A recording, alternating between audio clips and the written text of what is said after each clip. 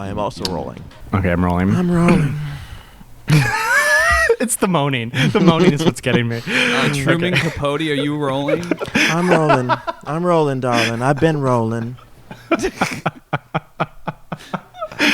Rest in peace, Truman Capote. You would have loved ecstasy.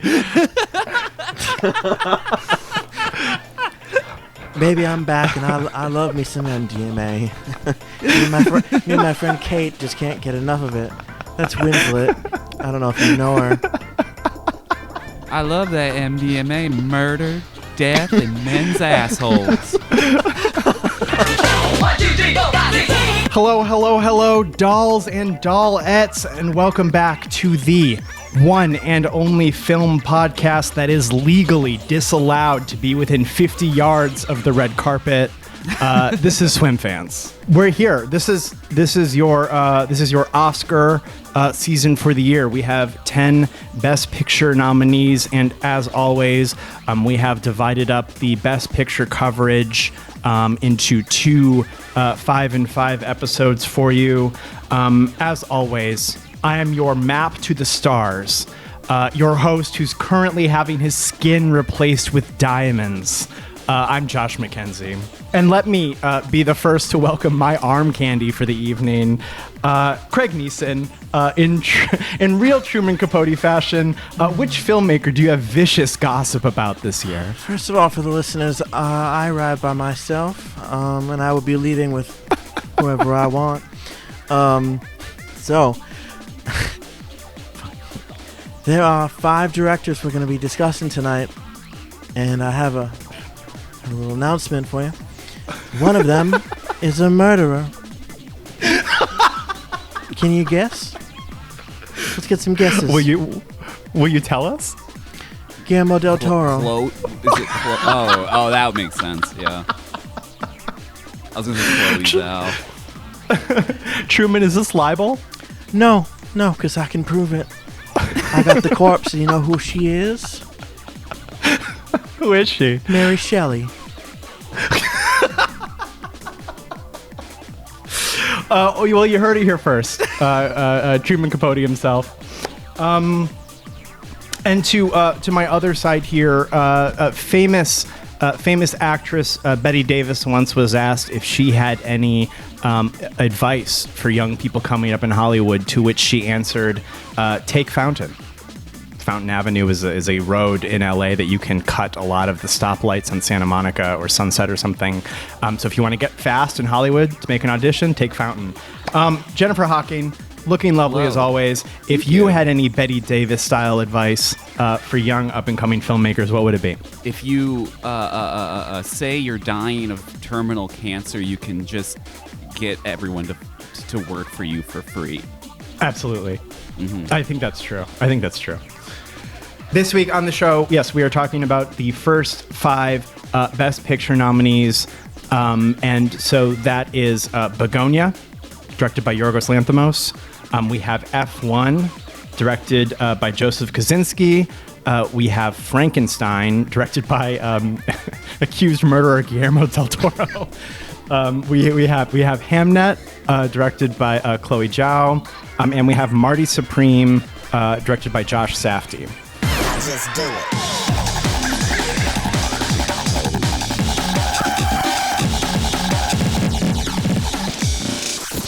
Okay, so BUGONIA is a movie about... spoilers, so it was by one the of, way. We're going to spoil all these movies. All getting spoiled. This is your warning. BUGONIA is one of like the 4 liberals and conservatives talking movies that came out in 2025. And so this was Lanthimos' take on that idea. It stars Emma Stone as like a girl boss style CEO who gets abducted by Jesse Plemons' character and his cousin because he thinks that she is an alien. So they do sort of like all sorts of weird torture to her because they are unable to imagine that a liberal could be a human. And so, we sort of get glimpses into Plemons' character's life and upbringing that led him here, only for us to indeed find out at the end that, in fact, she was an alien. All liberals are aliens. What did we think about Begonia? I thought this was a really fun watch. I saw it in theaters and it was super fun. And then afterwards, I didn't really have a lot to think about. There's one of the first thoughts that I had actually in the theater. I was like, that was annoyingly topical and annoyingly late to the punch at the same time. This idea that there of course is an underclass in America, and they are beaten and pulverized, and they don't have health care, and their loved ones die, and they are given over to conspiracy theories that reptilians or whatever control the world. More specifically, I mean, this is a kind of Luigi United Healthcare-esque, laying it all at the feet of like corporate America. She's a liberal insofar as like, take your, very importantly, the whole, take your PTO, but, it's unlimited, but, be responsible, but, sorry, no, it's, you can leave work early. Right, she has this little speech where you can leave work early, but make sure everything's done first. But actually, we're a really progressive company. But also make sure you're like getting everything. It's not everything that she's saying is like profoundly insincere because she doesn't actually believe anything. That she only believes in money. But yeah, I think the drama, the dark drama of it, is pretty effective. Plemons versus his like intellectually disabled brother or cousin. There's a lot of like shock gross out scenes in the film. There are like gestures towards, again, what I can only call like the topical, bees. The vanishing of the bees is kind of gestured towards the like general state of America and conspiracy theories. And I don't really like the way that Yorgos handles it. It feels really flippant. It feels a little shallow, actually. I think the performances from Emma Stone is always fantastic. This does not. The film does not change my opinion of that. I don't mind that she's actually an alien at the end. I think one of the best monologues that she delivers is the one where she essentially admits to the Plemons character that, like, yeah, we've been here since like the dinosaurs, which is really which is delivered in such a way that like she just commands the screen. Yeah, no, I love. There's actually a lot to love here, but I don't know that I feel that Yorgos has like, and not that this is necessary, but I don't feel like he has like a properly thought out thesis or something. It feels like a smear of things that are actually very deadly serious, but they're handled in a way that feels very childish. And it's unusual because I feel like he handles things really well a lot of the time. Like especially in Dogtooth. I think the crush of the parental onto the children, the tyranny of children, of parents on their children is so like exquisitely and horrifically rendered. This feels like a little insulting or something. It's fun, and I had fun, but I think it's a little empty. Yeah, I quite liked it. I agree that it is kind of like flippant about like serious issues, but like I think it mostly worked for me. There is like I definitely get the impression that like we're seeing like someone who's not from America's perspective of America maybe doesn't have like as firm of like a grasp on some of these concepts, like some of the nuances that would be in a movie like this. But like I think the general premise was like entertaining. Jesse Plemons really proven his worth to me. I'm not like a hater of his, but I'm often underwhelmed by him. I think he's normally a little too aw shucks with it for my taste. Does that make sense? Oh, 100%. Yeah. Sure. To like see him kind of like act outside of that and be this kind of like I don't know, get really sweaty with it, and I don't know, he's really fun to watch. Emma Stone, obviously one of the best actresses of her generation, able to do stern businesswoman, broken torture victim, alien queen, all pretty seamlessly. It's really incredible to watch. I'm fine with the ending. It's not quite as like satisfying as like 10 Cloverfield Lane, which has kind of a similar reveal in it. But I also thought that it mattered a lot less in this than it does in that. Here it kind of feels like a quirky story beat, and then the rest of the movie is more about the divide between the haves and the have-nots. Like, that's really the point of it. And like 10 Cloverfield Lane, like the entire movie rests on that reveal, you know? So like it kind of like has to make it count more. And here I don't know, I've seen enough art films that I know that like, yeah, she is the alien and there's no subversion to that. Like I knew that like minute 5 or whatever. But yeah, overall I quite liked it. It's gorgeous looking. Yeah, there was like a weird, I'm gonna say weird texture to the ending, because like immediately before you get the beat where she totally is an alien and everybody was right the whole time, which like Jen said, like, yeah, by like minute 5, when they said, I think she's an alien, and you're supposed to be like, that's hysterical, I'm like, she's definitely for sure an alien. That's an alien. Got it.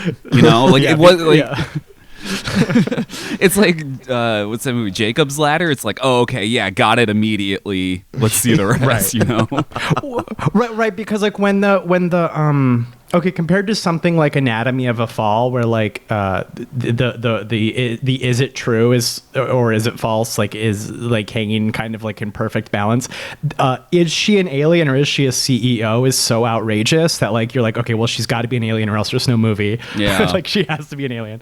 But like the ending is like a weird texture, because it's like right before she goes to like her her space bubble to like pop Earth or whatever, she finds like Plemons's like murder closet that has like all these other people that he's like ripped into pieces to like figure out if they're aliens or not.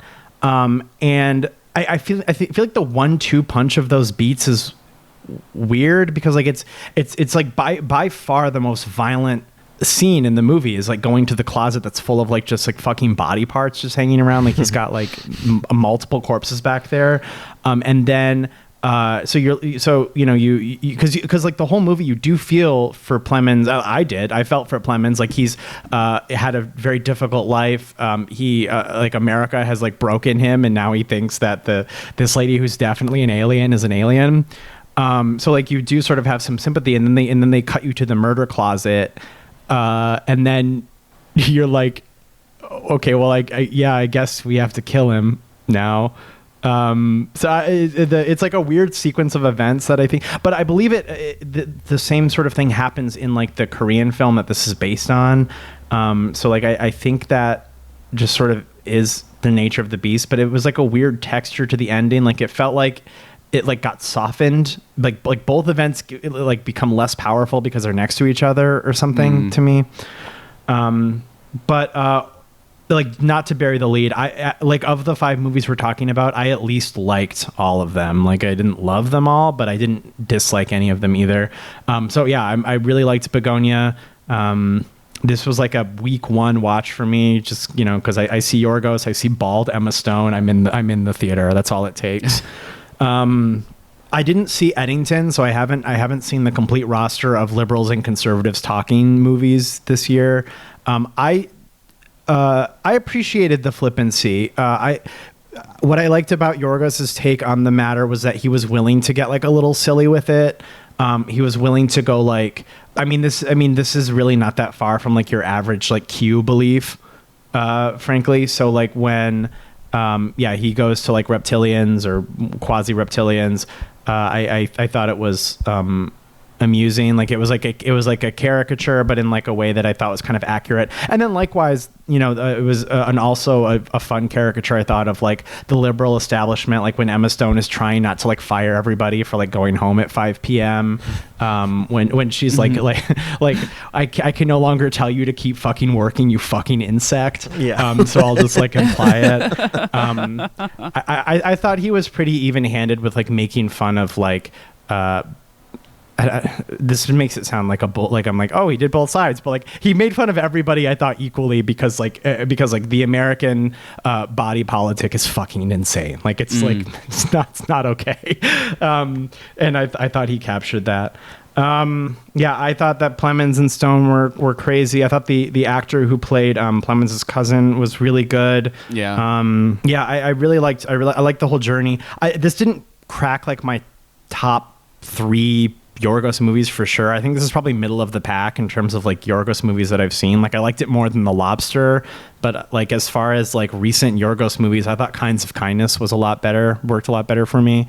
But like I love sorry, the image that I've been left with the longest is like Emma Stone covered in like cold cream because it like blocks her like space receptors or whatever. It's just like so viscerally like textured. Sorry. Yeah. No, go ahead.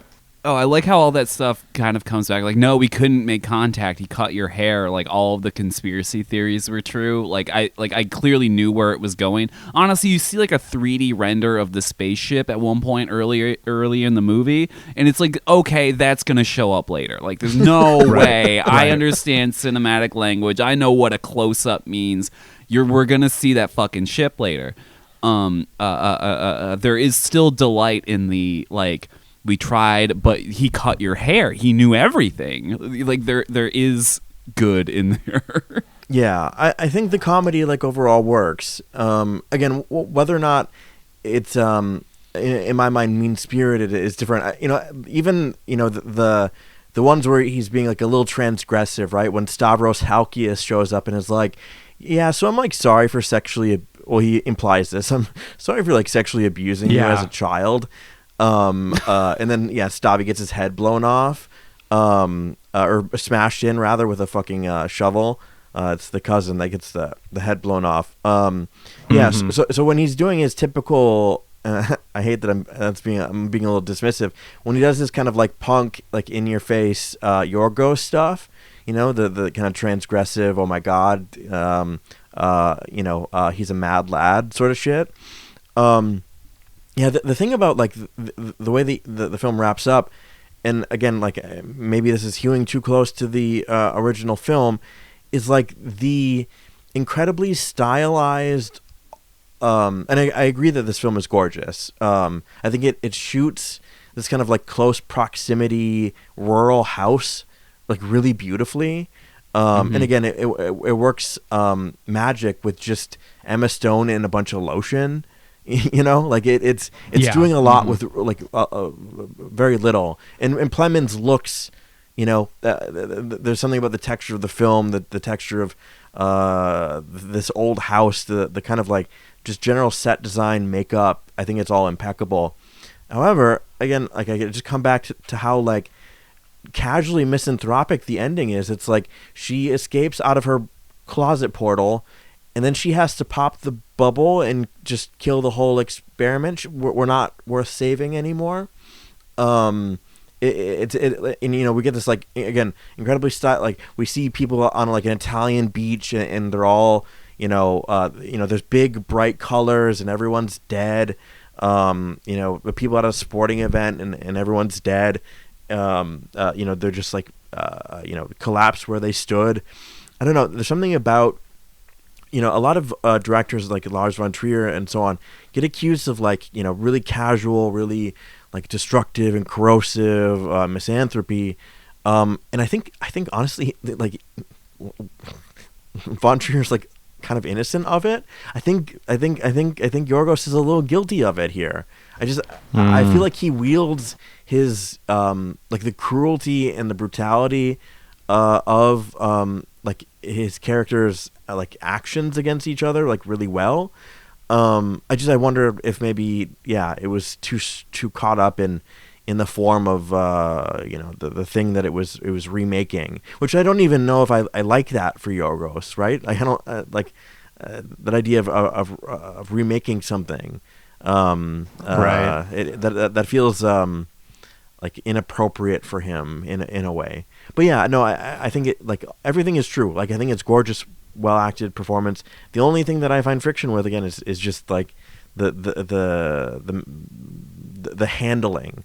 And again, a European view of America. It's a little like a little frustrating or something. I think I disagree with you on the ending. It is cruel, but I also think that there's, I don't know, like there is, like if you've ever seen like Koyaanisqatsi or like the many movies that it like kind of that followed it, it just shows you all the different ways of being a person. And I think what I'm getting from the ending is that like, no, it was worth saving, even though they're all dead now. There was all this beauty in life that has been removed. I don't know. I guess I had a different kind of look at the ending than you, I think. Yeah. No, I get that. It's a lamentable thing from the perspective of Emma Stone's character, that she has to do what she does. I just think it's a little gentler to. I think it's a little less misanthropic, I guess. I will say that, like, we should move on soon, but like I was like a little hopeful at the end when Emma Stone like has her like legs shattered or whatever, and she's able to like limp to like the blood closet, and she finds all this stuff in there. I was like, oh, maybe she's not an alien. That would be really exciting, because this whole movie I've been really sure she was an alien, and I wonder if she wasn't an alien, like what that kind of movie would be like. It might be the more interesting ending. I see what both of you are saying. I kind of see it from both of your perspectives.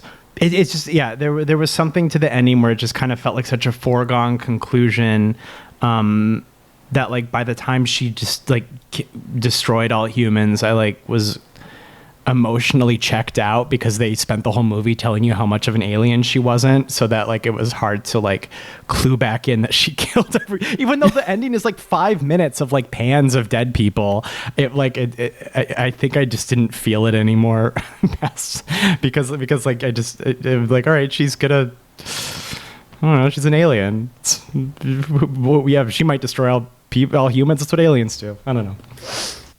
I got takes on this one. So the next one is F1, Joseph Kosinski. This movie stars Brad Pitt. He is an F1 driver who in his youth was very promising, but he had like a terrible accident. So he has been like just sort of drifting for several decades. Javier Bardem now is his friend, who now owns an F1 team, and is like, hey, I got to call you up. We got to get some wins or I'm going to lose the team. He and the new like talented young upstart butt heads, but eventually they find sort of like a teamwork synergy, and this underdog story of like a bad F1 team that becomes a good F1 team. That's the rest of the movie. Of course, it's a sports movie. They win at the end. What do we think? As soon as I saw the this is an Apple production, I was like, oh no. Yeah, we're fucked. Right. I was like, we're so fucking cooked. And like there are things in this film that I like. And I'm sorry, I'm going to steal from Jennifer what she's probably going to say, because I agree with her. I love it when cars go vroom. Like it's really super seductive. Like I was there for cars going vroom. It was really, really cool. Like seeing it on TV. I don't know that I've ever watched it. It strikes me as boring. But when it's stylized like this, and we get like in the cockpit, and we get like dynamic shots from like above, and so on and so forth, or things crash into a wall, or turn around and flip, or even the incredibly satisfying pit stop, like the gears and the mechanism and the exchange of tires is like kinetic and awesome and cool. And then like we're like forced to see like the brain genius who developed the special wind device being rendered on like Mac Pros, and like we're like looking at the Mac Pros like a lot. And I'm like, holy shit, this is awful. Like, this is really, really, really kind of despicable. And I think the tragedy here is that, like, as much as God, I don't even know how to say this. It doesn't give me enough car stuff. At the same time that it curiously doesn't give me enough characters, like a character interaction, like the upstart in his relationship with his mother, or like even Brad Pitt, abuser, freak, weirdo, in his relationship to the upstart, or like Javier Bardem and his relationship to the Pitt character. Like, there's not a lot of room for them to do fun, impactful, meaningful things. And even when, like, Brad Pitt eventually, and this is, I mean, from the fucking get, it's going to happen, when he has sex with the tech girl, the woman, there's not a lot of fun there. I think this movie is really sterile, because they've been given a window into this sport by an actual sporting body where things count, and they can't fucking critique or dissect or play with any of the fun gears or mechanisms that you could when you're like not bound contractually by a sport to like make it to aggrandize or flatter it in some way. It's so, and I guess looping back to what I said in the beginning, it's so fucking corporate. It feels like a fucking corporate product. It feels like it's like a little gift bag you got for attending the world's most fucking boring a networking event, or like a fucking expo. It's just like, it never really did anything for me other than the kinetic thrill of rubber, and it's burning and it's on fire. Like, that was the highlight. That was compelling and exciting, and everything else just was again very beige to me. Yeah, I agree with you 100%, and you did kind of take my entryway into my opinions. But yeah, it's called F1. Like, that's fucking crazy. Imagine if there's a movie called like NFL, right? Like, you would be like, what the fuck happened? We fucked up somewhere. This should not be nominated. This is like a full-blown dumb guy movie, and like, I love watching cars go fast. I'm sure we all do. I own a Logitech racing wheel. I'm not above watching cars go fast, but like, this is literally the plot of the Sylvester Stallone movie Driven. It's not as stupid as that movie is, but it does feel like you're stuck in a video game tutorial or something. Like just you're bowling with the bumpers on. Like, there's no edge here at all. I generally really like Joseph Kosinski. A big fan of Tron Legacy. Liked that Top Gun. This was like, I don't know why I'm here. Like, I didn't love HAMNET, but I get why HAMNET was nominated.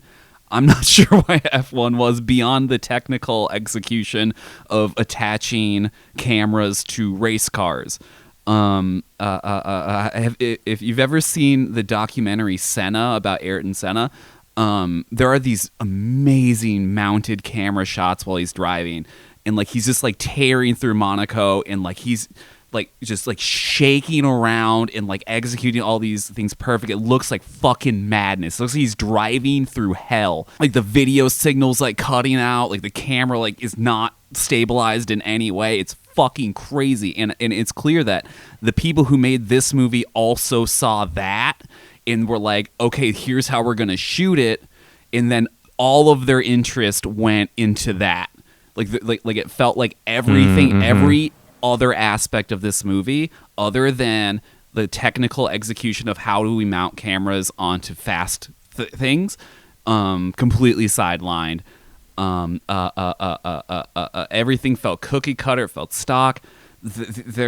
it didn't like trust the audience at all to be able to like pick up what was going on. So there's like this constant narration throughout the entire thing. Like it felt like the first cut of like Blade Runner, you know, where like Harrison Ford needs to explain everything to you as if like you're not gonna like pick up on it otherwise. Cause like 3 or 4 times in this movie they'll be, you know, they'll be doing bad at a race. And the announcer, host, what are they called? The guys that talk over stuff. Commentator. Race Race commentator. Thank you. He'll say like, "Oh, Brad Pitt, what a fucking idiot. He keeps doing the wrong thing when he should be going faster. There's no way this will ever work. They'll never win this race. He is a fucking moron." But if, he does exactly this thing at just the right time, that'll actually benefit them in the long run. But, he'd never be able to execute such a crazy plan, and then he just does it. Like, that happens like every fucking race in this movie. I'm not a big fan of it, but it does look real cool. Yeah, I liked it. I like the movie. Awesome. So yeah, like we all said, I like car goes real fast. I think that this movie is a incredible example if you were to like teach a class on filmmaking or like actually just like art making in general. I think F1 is an incredible example of like what craft is versus art and what the meaningful distinction between those two things are. Because I think F1 has a lot of things that quicken the heart. Okay, I love the cars going fast. I love a rivalry that becomes not a rivalry at the end. I love an underdog team. This is like a action sports movie. I like all that stuff. I do agree that at no point does this become like a story, which is like kind of a fatal flaw. Like there's at no point where Brad Pitt's character the character's last name is Idris, who plays Pierce. His character doesn't become a character. Condon's character, who's playing the lady designing the car, doesn't become like Bardem's. None of these people become like characters that like meaningfully change or like interact with the world in a way that I would think becomes like artistically meaningful. But I think it looks really good. I think that a lot of the filmmaking is really seductive, and I disagree about the race commentators. I think that they found I don't know the rules of F1 quite as well as a guy making a book about car racing should know the rules of F1, but like I thought that they found reasonably clever solutions for guys who aren't that good at driving cars with busted cars that aren't that good at being cars. Found interesting solutions to get them to like move up in the ranks. I think the only thing really they earned was like a progression from not being that good to being kind of okay, and then to winning. But yeah, no, I mean, it's such a missed opportunity to not have these characters come to life at any point. I don't even really understand why Javier Bardem is like, why didn't you tell me your spine is like a toothpick and you're about to fucking die? And I'm like, you were there, man. You saw his leg was the wrong way on the track. Like I saw that. Surely he's probably got some damage after that. So like the characters are I would say they're so broad. They're like archetypes even. Like they try to give them things to do. Like Pitt's character does the thing with like the deck of cards where like picks a card up off the deck to take with him. That's not the same thing as character. A funny trait is not a character, in fact. Yep. So I do think that's what stops this movie, I think, from really becoming like a film. But like all of the craft on display, the sort of clever ways, I thought they're clever ways to like cheat at F1 essentially. The racing was good. I liked the camera work. It's just not a story so much. But all the stuff around it, I thought banged. I think the announcers they just lay it on too thick. I think they Sure. basically tell you exactly what's going to happen like 4 times. There's no surprise. They just execute on the thing the announcer just said. And I think that is death in a movie where you're supposed to be excited by cars going around real fast. Sure. Yeah, I mean, I don't know. There was, and I think this could have helped with the character. Like they have the one scene where Pierce wrecks, and like honestly, I was kind of like, I'm like, he's dead. Like that's a fucking fireball. That kid's over. Yeah. But like there was an interesting. It was almost a character moment when they were like starting to click, and then he like didn't listen to him, and then like there's this scene where so now Pierce is laid up in the hospital, and Pierce's mom goes to Brad Pitt's character and is like, never put my son in danger again. And I'm like, oh, okay, so that's interesting. But now Pierce is going to know that for the first time in his career, he almost won something, so now he's going to warm up to Brad Pitt's character. So even though he's like lost, he's like won kind of, but that doesn't happen. They just return to their like their pre-assigned archetypes after that. Yeah. And I was a little frustrated. Yeah. Yeah. It really it stays in that register too long. And like when the dam breaks, it just breaks, right? Like there aren't even little cracks. It's suddenly like, no, they're fine now. And they're working kind of synergistically. It just, like there was no, it's not almost as though there's no thought given to any of the characters' progression on their own or progression together. It was just like at a certain point, like we're at 0, but inevitably we'll hit 1, right? And the 1 is when everything goes great and everything snaps into place. And it's just like, but there's a lot of room between the 0 and the 1, right? When the film solidifies and the team doesn't suck, and the plan goes to plan, even though it's gone to shit, it's actually going to plan, and it's working. I don't know. There's just so much space in this film that's just people in rooms just like. Just bouncing off each other mindlessly like little atoms, It's just, it's not, it's not compelling. Because like narratively, I think it's interesting that both characters have like flaws that they can't get over. Like on their own, they can't win, right? Like Hayes is deeply traumatized, and Pierce just, I don't know, doesn't have the experience or whatever they're saying. Like he's not genius enough to like win. So like I like the idea that like whatever it is, their union of working together is what brings them both to greatness. Yeah. But then the movie undercuts that because when Pierce is in the hospital, Hayes does the best he has ever done in his entire life with that random fucking guy who doesn't get a speaking line. And so I think that really cuts counter to the idea that these two characters are bringing out the best in each other, even if it's sort of like a relationship full of friction. When this guy who's not a speaking role, he's doing just fine with. When our like deuteragonist is like just out of the movie for like 10 minutes. Yeah. Strange, very strange. I would think. So in the 80s or 90s, a director would have been like, so there's like a hot like love interest woman, but actually the two guys want to fuck and they complement each other in a really interesting way. Like John McTiernan would have dand that. Oh, right? Yeah. He would have seen blonde, brunette, redhead. He wouldn't even no code, and it's just like, there isn't enough like. Sorry, I'm back to my old fucking trick.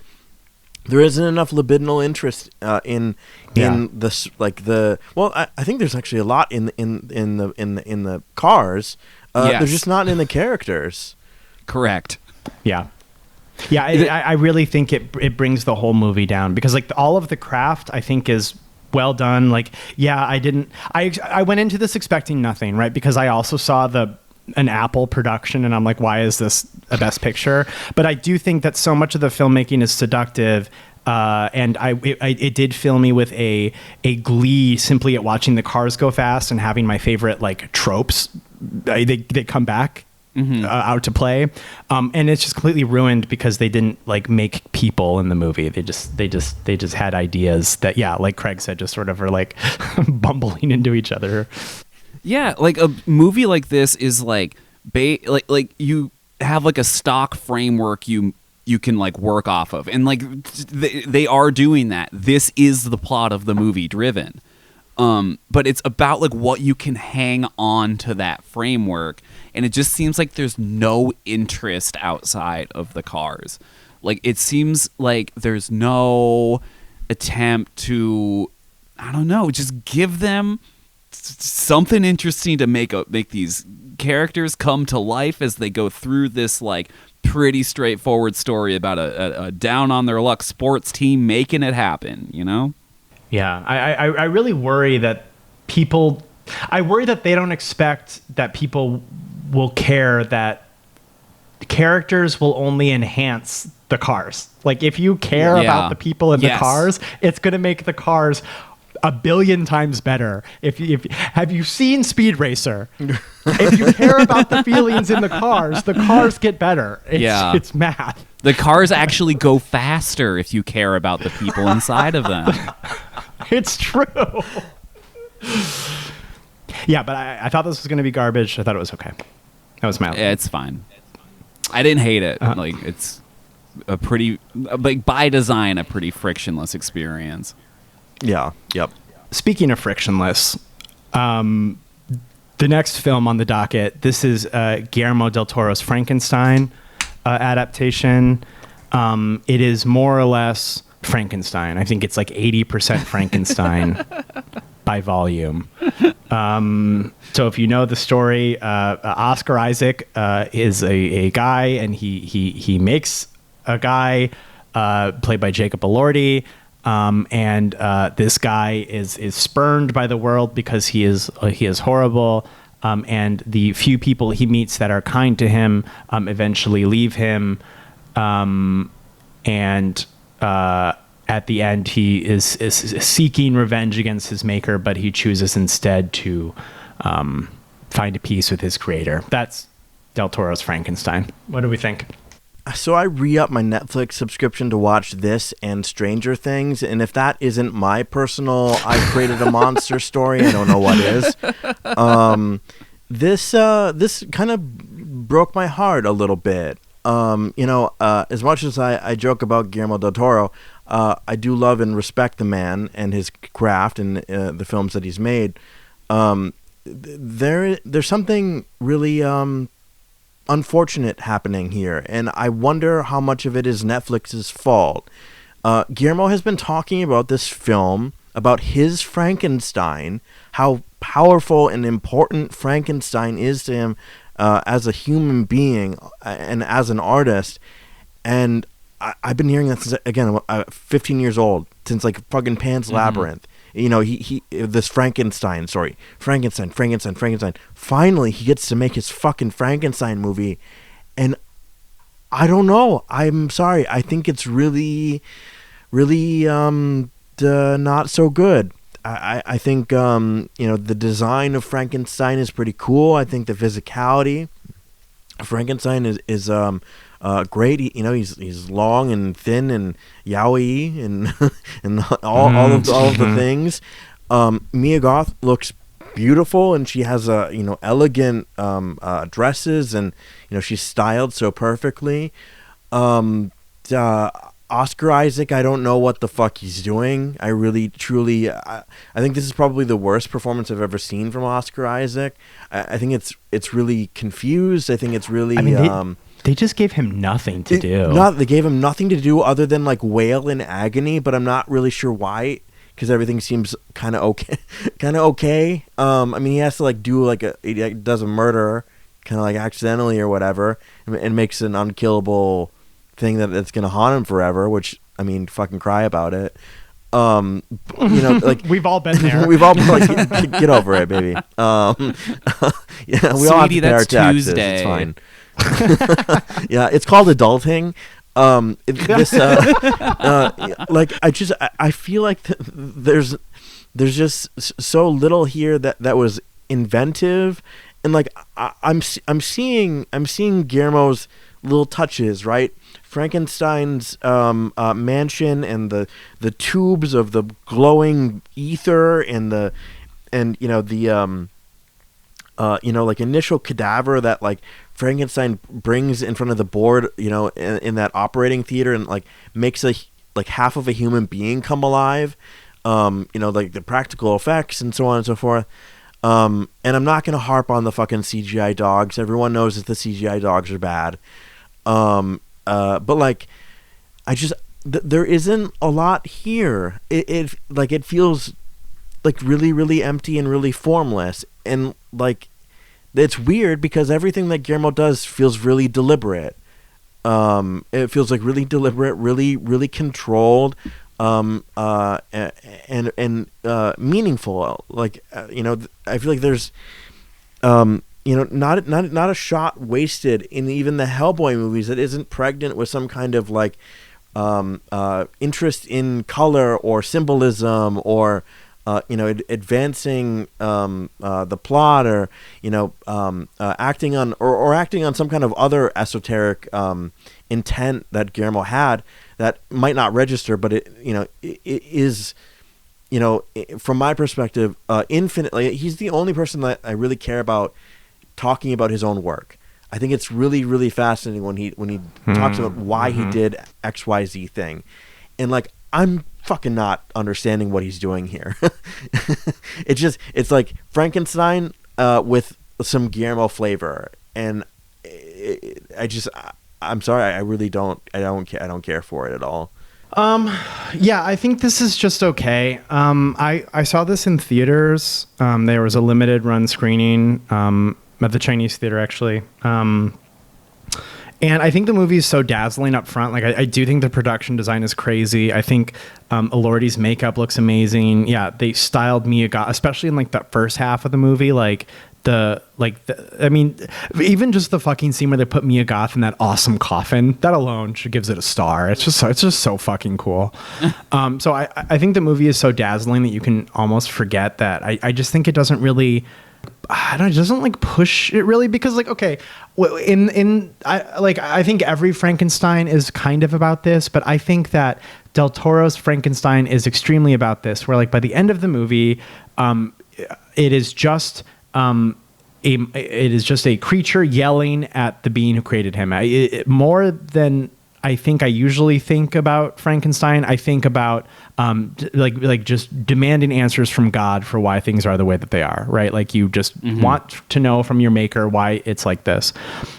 And I think that is such an incredible concept, rich in things such as visual metaphor and difficult feelings to overcome. And I just think this movie, like, upon reflection, had none of that. And maybe that's me like wanting something from this movie that it wasn't going to give. But like, it seems to me that like it Del Toro really locked into this idea where, especially once, when it's the scenes where Elordi and Isaac are in the same room, like on the ship that they're in, like in the present day, when it's just him like demanding answers, it feels like, yeah, man, I wish I could shake God and ask some questions. Like, that would be really, I would love to do that. I want some fucking answers too. And it just seems like it doesn't like go anywhere with that. And by the end of it, it just sort of seems like a collection of scenes starring Frankenstein's monster.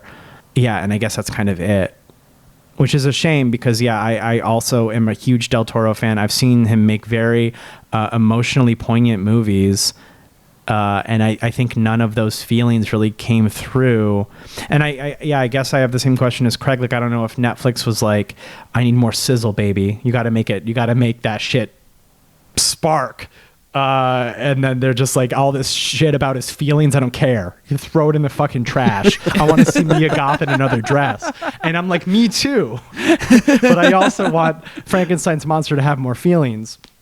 Yeah, I think it just was kind of like a beautiful movie that was just like, it didn't end up being really about anything, and it ended up being quite striking after I saw it, and then like it just left no impression beyond that. Like, I haven't thought about it once since. I liked it. I thought it was gorgeous. I thought everyone was serviceable in it. I don't think there was anyone that I thought was like fully like wasted or like wasn't pulling their weight or was like distractingly bad. Like I didn't think it suffered any of that. My main takeaway was that like this is like the 1000th fucking adaptation of Frankenstein, right? Like it's well covered ground. And I think part of the allure for someone like Guillermo del Toro is to like get real big and obvious with it, because that's probably what draws him to something like making Frankenstein and like probably like the Boris Karloff movie and like that string of like 30s to 50s horror and science fiction. Like none of it's subtle, none of it's deeply philosophical, you know? It's pretty surface level, and it plays with like really kind of like big themes obviously, and like incredibly basic symbolism. And like I think that he was like, I can crucify Frankenstein. I can crucify Frankenstein's monster. Yeah, I'm gonna do it. Like, yeah, I'm gonna hit all of these like big nails with my big hammer into this big board. And like, I see the appeal of a project like that, and I generally liked it. But I don't think it was interested in like reinventing the Frankenstein monster dynamic. I think it was maybe a bit too like beholden to it or something. But like it didn't like bother me, because I generally like those kinds of movies from the 30s through the 50s, and it was honestly a little refreshing to see like, it's just Frankenstein, man. There's that blind guy. Remember the blind guy? Yeah, he's there. You know, like, does it hit all those beats? Hell yeah.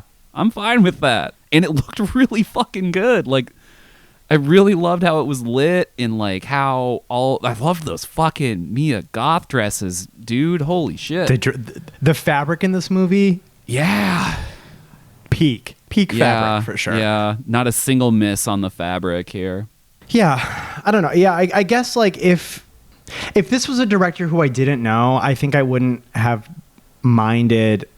Well, this sounds unfair. If it was a director I didn't know, I think I wouldn't have minded if it was just a Frankenstein story without any like swerve to it. But because it's Del Toro, I guess I expected him to have a take. Right. Mm-hmm. And then and then I didn't get that. No, totally. It's to me, this is like Rob Zombie directing The Munsters.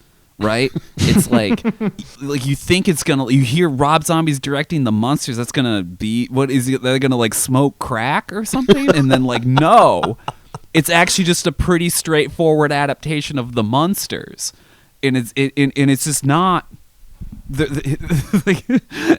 his interest in The Munsters is genuine.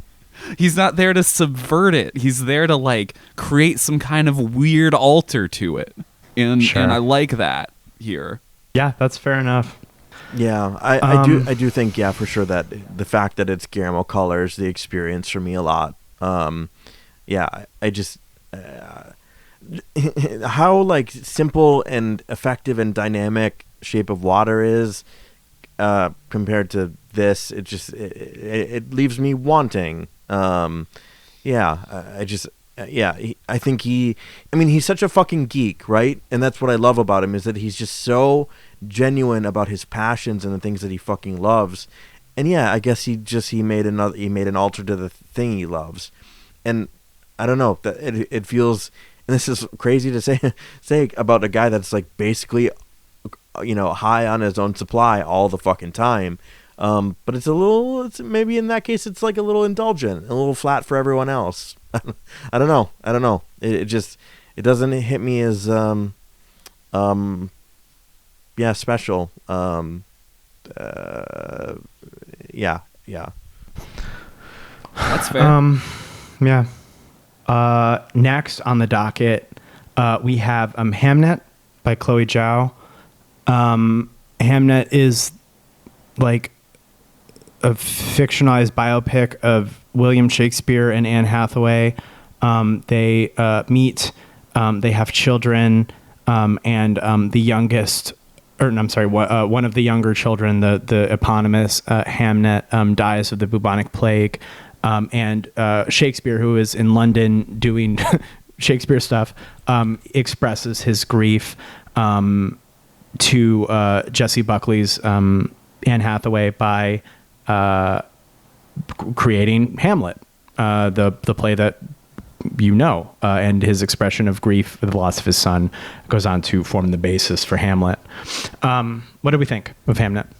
I can also go first if you guys want me to go first. Sure. Takes again, kind of cold on Hamnet. I thought, I assumed I would love this, right? Because I love a movie that's heavy about emotion. I love something slow. I love Jessie Buckley. I liked Chloe Zhao's previous feature. So like, I just assumed I would like it. And I did like it. I do think I did like it. I didn't love it.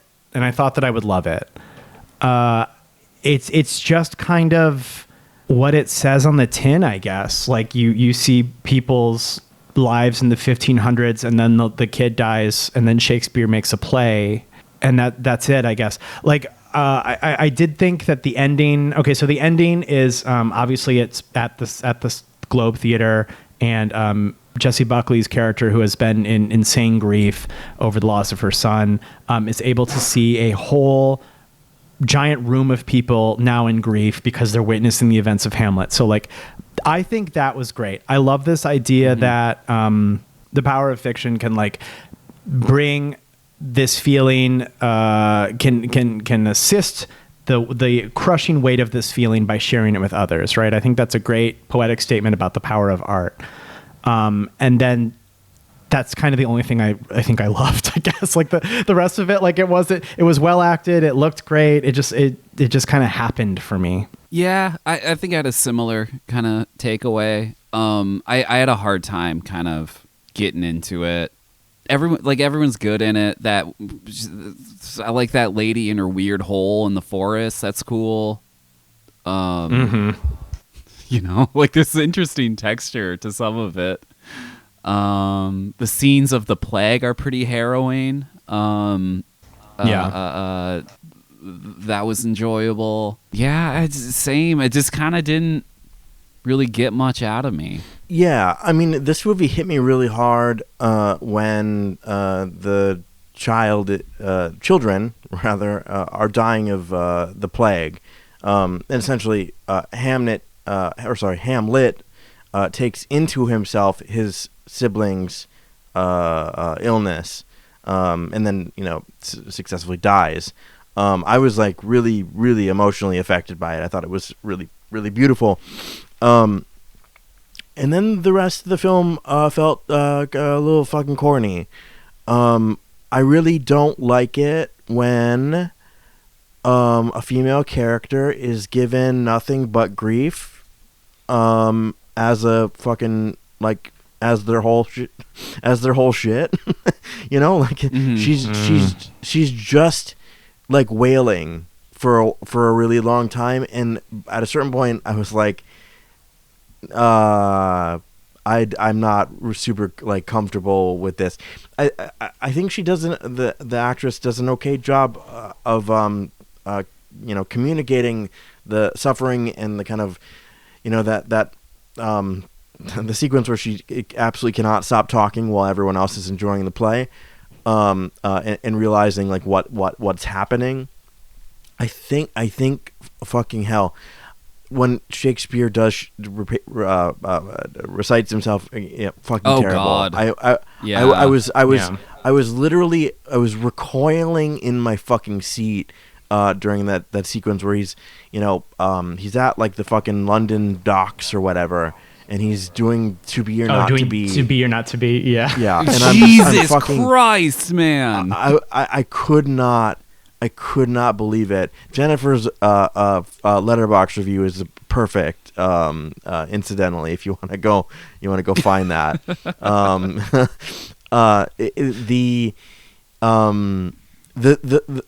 I mean, okay, so the movie kind of, if we're gonna, at least the way I see it, stripped of its fucking whatever, it's like how an artist grieves, and how an artist grieves through their work, through the kind of ritual enactment of their work, and even in this case, Shakespeare himself inserting himself as Hamlet's spectral ghost father. I don't like that. I don't care. It's showing me how an artist grieves and how a mother grieves, and I think there's a universe in which that is completely copacetic and awesome and great. Gender differences, mom versus a father that's kind of absentee. I think it's like essentializing and designed.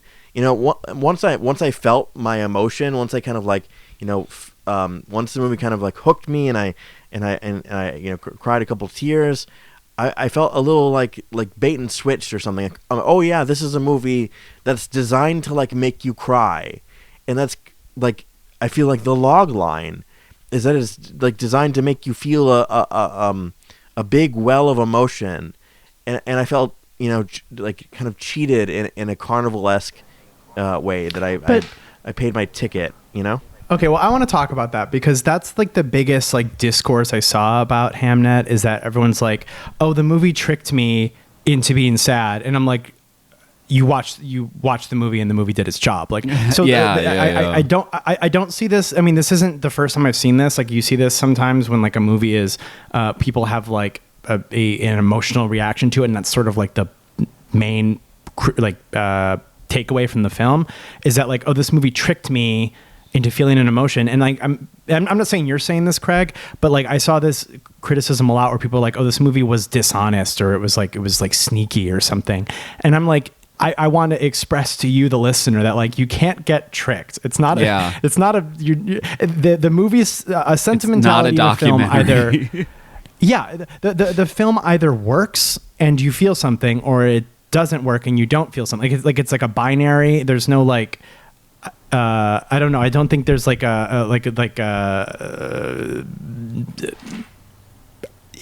there's no earning. It either works or it doesn't. To me, it either works or it doesn't work. And so I saw this criticism a lot, that they're like, well, how dare a movie trick me into feeling something? And I'm like, that's all movies. Okay. That's every movie. Every movie is that. Supposed to do that. Every movie, like every piece of art is a conversation with you, the audience, in getting an emotion out of you through witnessing it. You didn't get tricked. You engaged with a piece of art genuinely. Yeah, my brother in Christ, you watched it. Sorry, I'm not implying that's what you were saying, Craig. That was just like the main criticism of the movie that I saw, leading up to me seeing it. And I'm just confused by that. I'm happy that you had that reaction, because I didn't have any emotional reaction to Hamnet at all. Like the parental stuff didn't really. I'm not a parent. This might shock the listeners. I'm not a parent. I don't have any kids.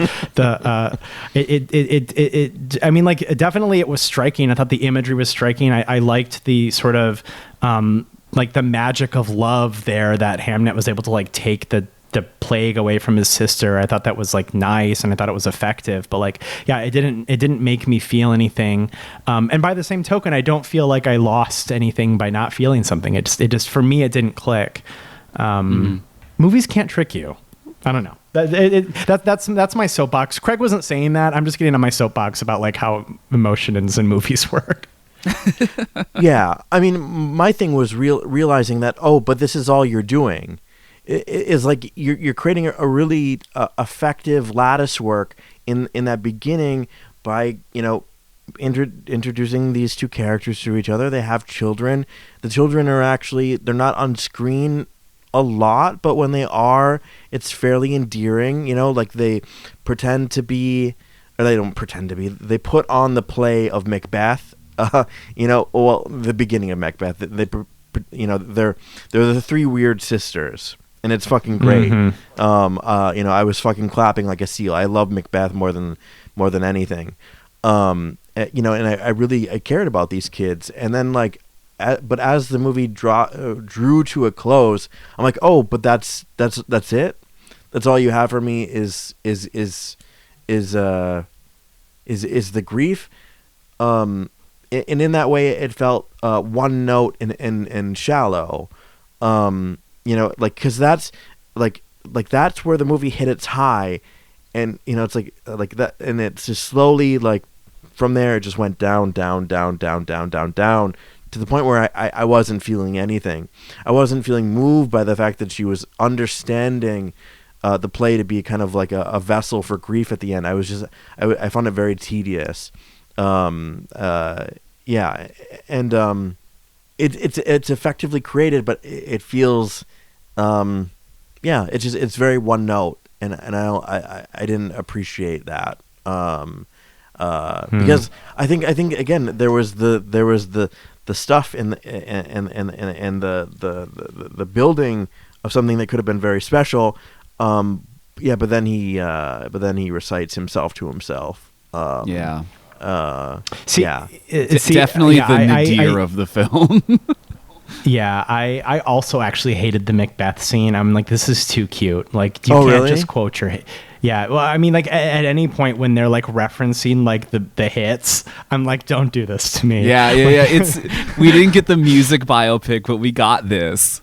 This is our music biopic of the year. Is Shakespeare almost jumping into the water and quoting "to be or not to be" to himself. To me, they're so different, because, like, the kids are finding, like, things that are just, like, around the garden to, like, wear as hats to be the witches, and, like, I thought that was cute and endearing. I mean, I knew at some point that they're gonna have to fucking, like, inject some fucking Shakespeare into it, but, like, I was there for the children. I'm not there for the adults. Yeah. Like, I mean, to be or not to be was worse for sure. So, don't get me wrong. I think I just discovered my problem with the film. I think the children are a lot better than the adult actors. I think the drama of the children is better. I was more attached to them as characters. Hamnet is very brave, and that moment where he's like, it's here with us, and I guess by that he meant death. And then, like, he looks up at the camera, like we're looking. Mm-hmm. It's a very. I didn't see anyone write about this, so I'm not sure if I'm hallucinating it. But, like, it's us looking down, like, at Hamlet and Hamnet, in the little makeshift bed together, and, like, we're death in the room. That was very chilling. I think that's what's wrong. I did love that shot. Yeah, that was great. I thought I was like, I was just like, it hit me in that way that, like, all my like nerve endings tingled. I thought it was gorgeous and striking. Yeah, I think that's it. I think the children are really compelling, and then when they drop out of the frame, because then it's about the adults and their grief. I guess I don't fucking care. Yeah, I guess that's it. That's okay. All right, this was therapeutic for me. Thank you. You're so welcome. But how good was Shakespeare's gay little earring? Incredible. Oh, choice. We love it. Pretty good. That's how you know that he's a writer and he is bi. It's functioned that way for millennia, actually. Yeah, this was actually flagging in 1515. You just get, like, a fruity little earring. Yeah, I gotta go back to London. Getting cored out at the Globe Theater, absolutely. I liked the final performance. I thought it was effective. I wish that we hadn't had him quoting. I feel like if you cut that fucking quote yourself scene out of it, it makes it a bigger kind of moment when you actually see the play. I don't need that moment to explain the thesis of the movie to me, because there's this big, gigantic conclusion that does the same thing. I think it would have been strong if we see nothing and then she goes in and sees the play. I think that would have been stronger. It seems like we're almost there, because, like, I'm like 90% sure about this. You don't know by name that he's William Shakespeare until they go to London at the end of the movie. Like they don't, like, he doesn't, like, nobody says his name, and then she goes by Agnes, which I assume might have been Anne Hathaway's like full name or something. I don't know. But the point is that the movie goes out of its way. Fucking Anne Hathaway. Yeah, that was Shakespeare's wife's name. No, I believe you. I didn't know that though. The movie goes out of its way to not say William Shakespeare until they're in London right before the Hamlet performance. And like, you can gather, because you're a person who's had to hear about Shakespeare for 700 years, that like it's a movie that's, the movie opens with Hamlet and Hamnet being like almost the same name, functionally the same name in 1500s England. So like, you're going to get there, but like they almost go there, right? But like, if you didn't drop Shakespeare quotes earlier in the movie, you could at least maybe get carried away and forget that it's biopic about Shakespeare because I also think the performance of Hamlet is great. I love, obviously, because it's 1500, like it's extremely stripped down. It's just guys standing on a stage, very, very fun. And I love that shot where Buckley's character is reaching for Hamlet, or the stand-in for, while he's dying at the end of Hamlet. She's reaching for her son, and then like the whole crowd is feeling her grief. They're all reaching for him too, and there's this great shot where like the actor playing Hamlet is like, what the fuck is happening?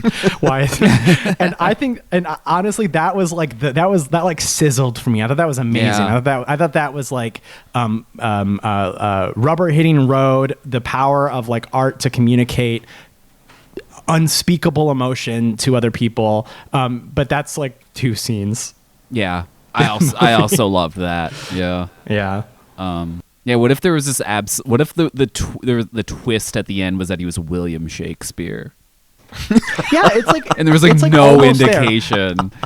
And it's like that movie where Robert Pattinson dies in 9/11, but it's just the reveal is he's William Shakespeare and he wrote this play called Hamlet. That would have been fucking sick. Well, if this movie was called Agnes, right, you can even leave. Yeah. You can even leave. Yeah. You can even leave Hamnet, the character. You can even leave him with that name. You cut out the quote where you say Hamlet and Hamnet were the same name. The movie's called Move Agnes. that to the end after the fade out to credits. And it's just by the way, that was the same guy. Well, you could keep it because there's a scene again where Agnes and her brother are like, why would William Shakespeare live here when he's the biggest playwright in all of London? I think you could even keep that, because that's like the scene right before Hamlet starts. Yeah. Yeah. I don't know. Maybe that's something. I don't know. Okay, so our final movie for this pack, this first half, our last movie here, this is Marty Supreme, directed by Josh Safdie.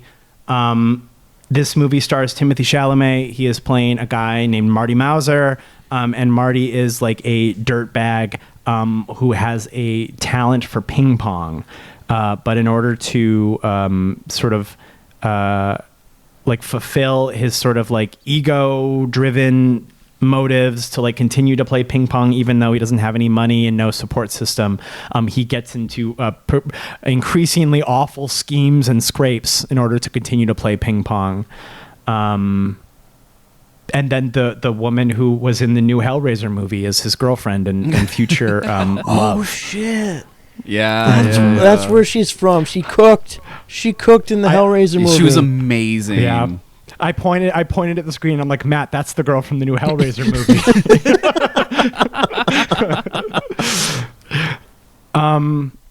I loved Marty Supreme. Of these five, Marty Supreme is my favorite. Mm-hmm. I think this movie is electric. Like I really like. I mean, shit, I loved Good Time. I love Uncut Gems. I thought this was no slouch, even if it's only one of the brothers. I think actually, like, I mean, Uncut Gems was more stressful. Yeah. For sure. Mm-hmm. But I think in some ways, Marty Supreme was more upsetting. Like, there are some things in this movie, like when, okay, it's the scene where he's hanging out with Tyler, the Creator, and the bathtub just fucking falls through the floor and like crushes that man's arm and that dog. Abel Ferreira. Yeah, Abel Ferrara's fucking arm and dog. I like clapped my hands over my mouth. I was like, what the fuck is happening? And that happened like 3 times in the movie. I thought, like, I'm not pro or anti Timothy Chalamet. I don't feel strongly about him one way or the other. I think he's usually competent whenever I see him in. I thought he was great in this, in my opinion. I think he's kind of like a dirtbag in real life, so he plays a very good dirtbag in this movie. As established, the woman who was in the new Hellraiser movie, I thought she was really fun. They should have used Tyler, the Creator, more. I thought they underutilized him. He's a really solid actor in this. But like I thought the movie was electric. Like every scene was just a new upsetting tale of like Marty's like worst day and just a fucking Tuesday because he makes like bad choices. Really liked it. I similarly loved this. It is maybe the best cast movie in that I've ever seen. It was a movie where I was like thrilled just to like see people in the roles they were in just like pop up. Like at one point, Penn Jillette's in it. Sandra Bernhard's in it. Like all these people that like I haven't really thought of in a long time are in it. They're really good in it. That guy from Shark Tank fucking crushes in it. Chalamet, while I think he's really good. He's really good. Like you said, Josh, he is kind of a dirtbag. Maybe he just slides into the role really easy. It's a lot less transformative than like Adam Sandler in Uncut Gems was. Like Sandler like disappears into that role. I always felt like I was watching Timothy Chalamet in this. But like, yeah, like I think the tension ratchets like effectively without like kind of. It's like the first time you watch Uncut Gems, it's like a fucking heart attack. Like I couldn't like that. I was just so worried about like, is he gonna get his rock back or whatever? That like I was a little unconcerned with all of the character work in it because it felt like there was like a gun being pointed at me, and then I was asked to do something else while the gun was pointed at me, and I'm like, I really want to address the gun in the room. Of course, on your second time through Uncut Gems, all of that tension is gone because you know where it's going, and you can really kind of like soak in the character stuff. Here, I felt like the balance was better in that it was like less stressful, but I could kind of live in its world easier without like feeling like I'm getting shot at. And I liked that a lot about it. I don't know, the setting, the soundtrack was amazing.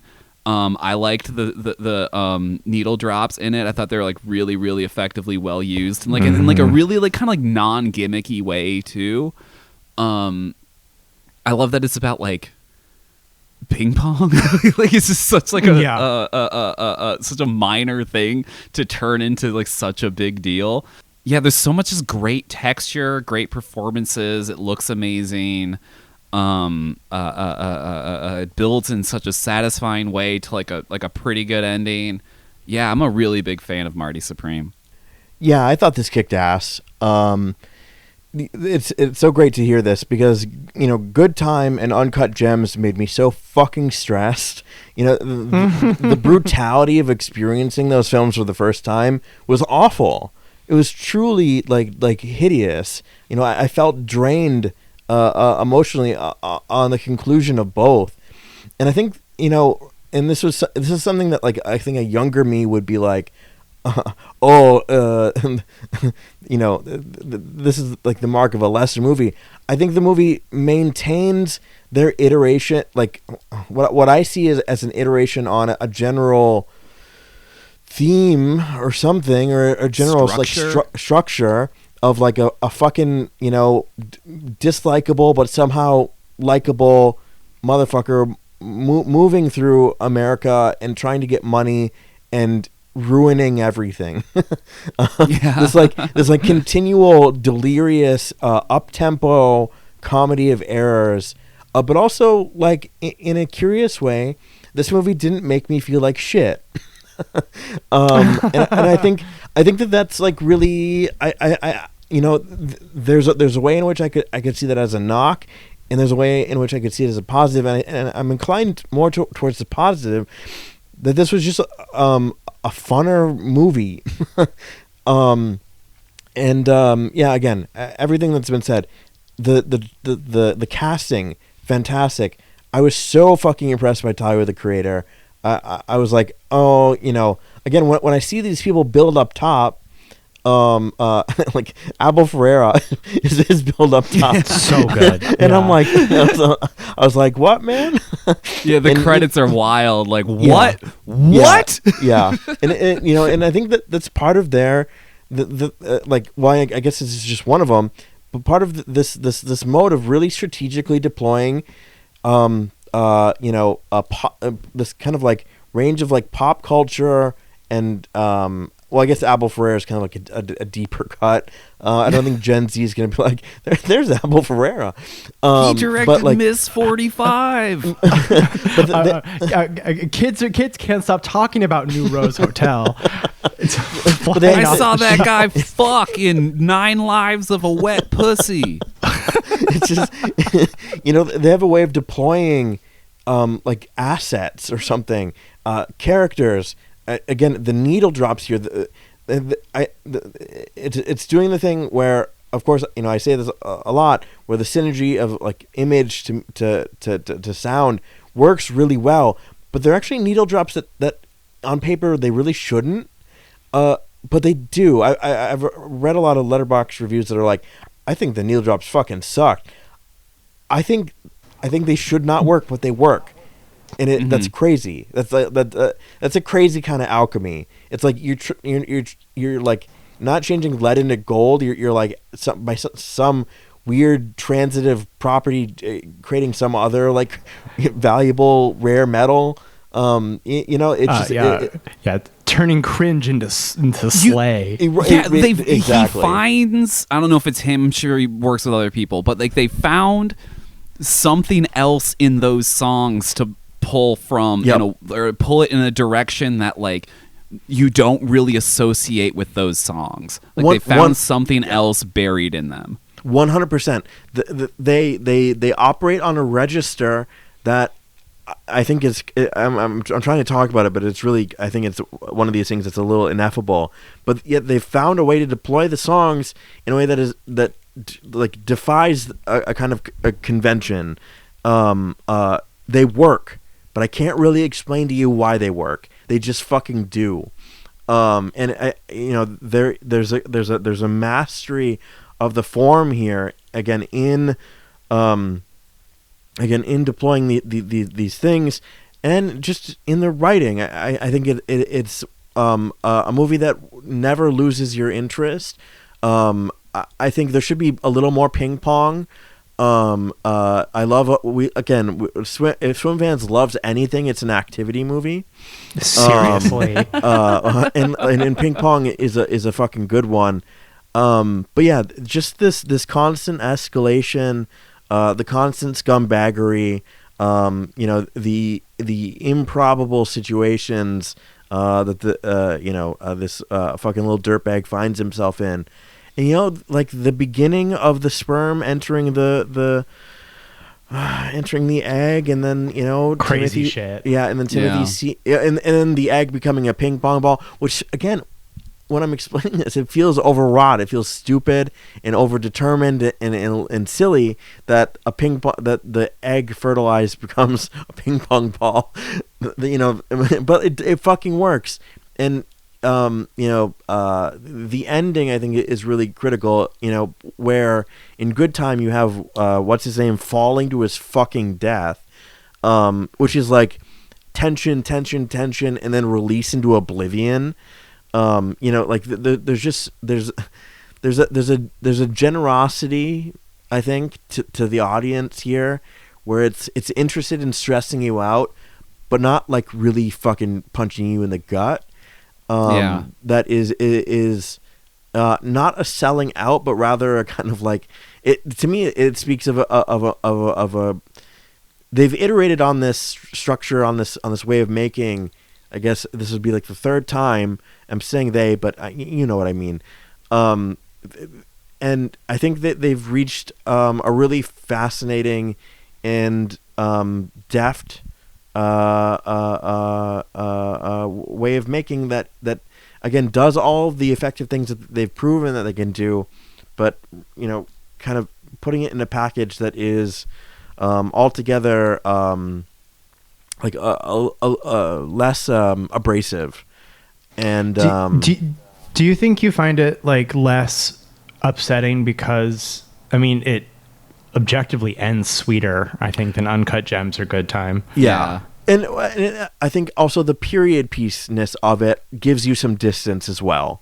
Like Good Time feels so proximate. It feels so close to the America and like the America that I understand and I perceive myself as living in. And so does Uncut Gems in that way. Like it's too close to this like insane hyper capitalism. This like I don't know. The period piece gives me a little breathing room, I think. But there's still that the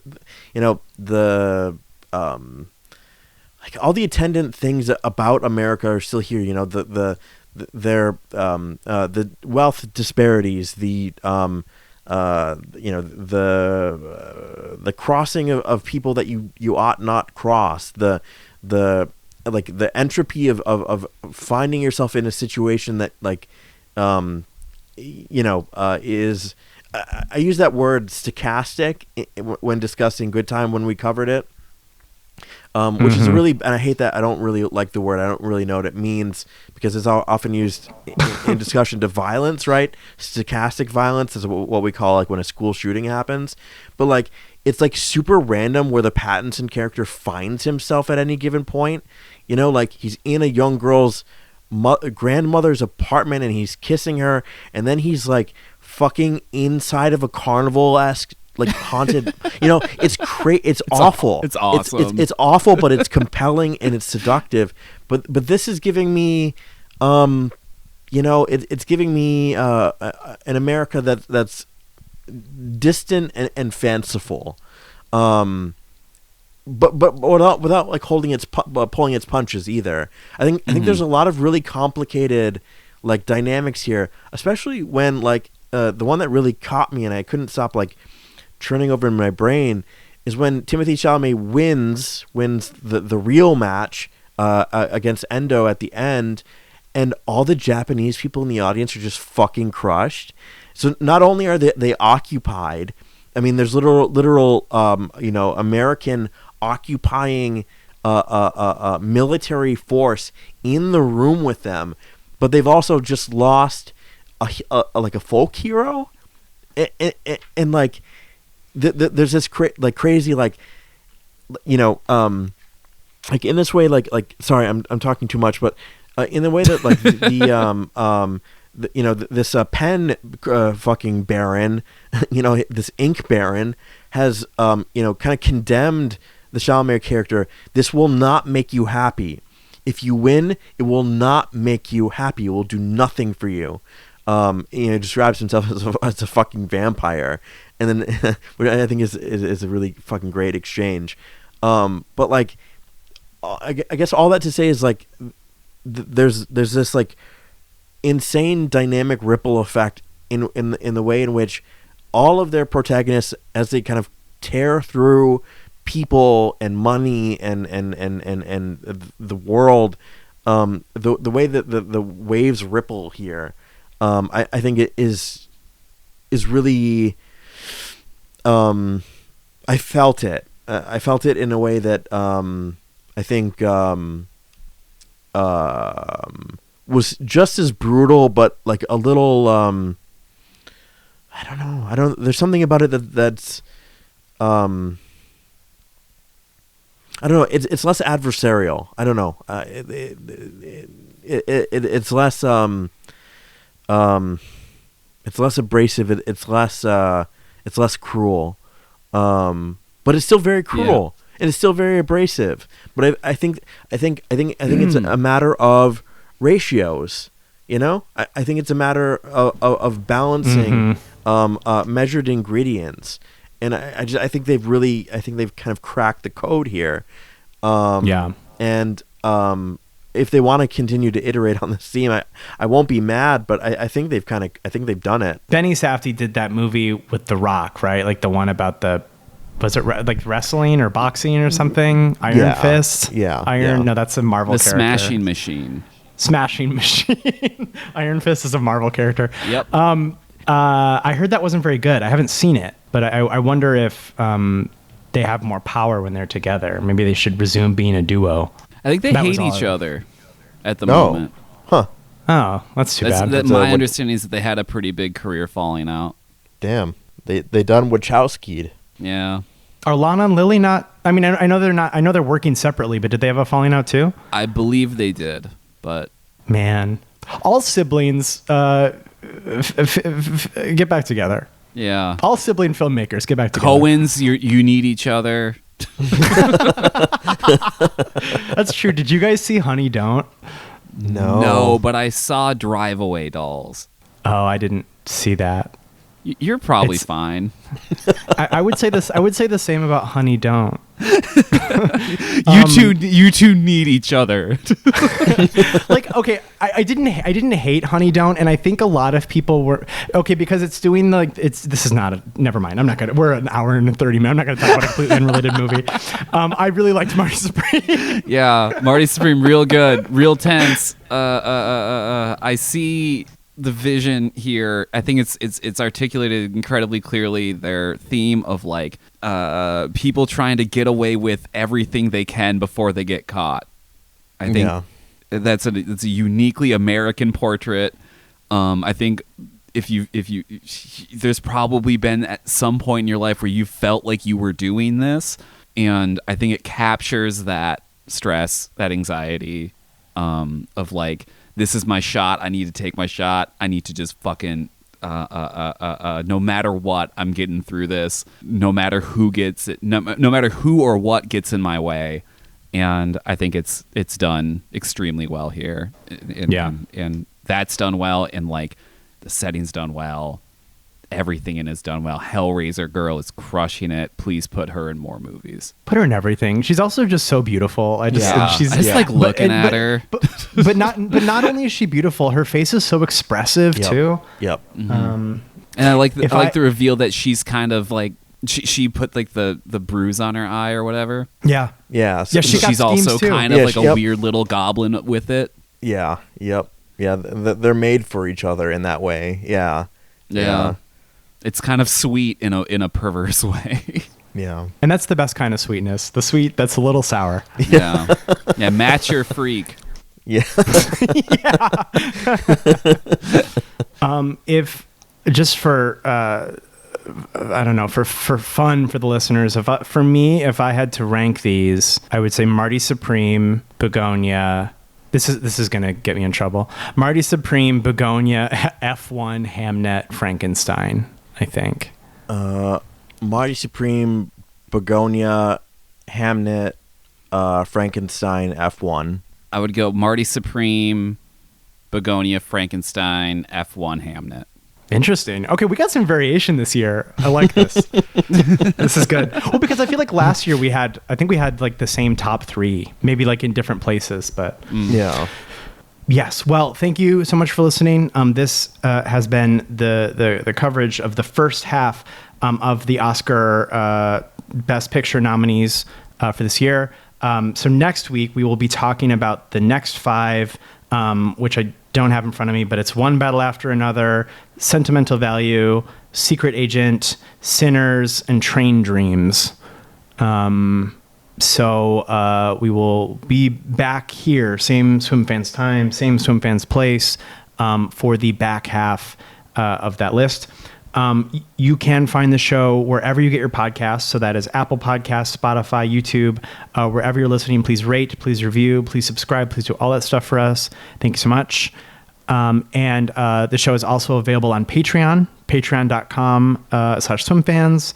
For as low as $1 a month, you can get access to all the Elite Dove content there. And you can find this show on all the social medias, Blue Sky, Instagram, Letterboxd, user SwimFansPod. I'm in all those same spots, user Amons, AMONNS. Are we doing recommendations? We're just going to skip it?